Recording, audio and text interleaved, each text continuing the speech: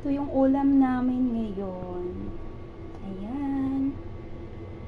Ayan. Ayan po yung pinakuluan ko na yung baboy. Para lumambot. So, magsigang tayo ngayon kasi nga maulan. At walang labanos. Ubos ang labanos. Nagpanic buying dahil bagyo. So, dinamihan ko na lang ng gabi.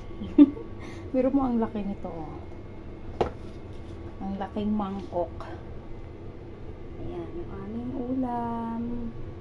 Sarap nga naman humigop ng sabaw. So, yan lang guys. Ang pang-asim ko ay pang-social lemon.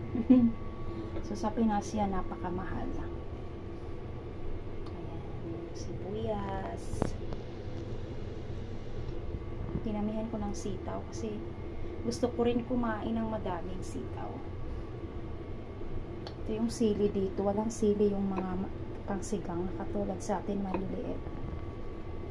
Yan guys yung ulam namin. Sinigang na baboy.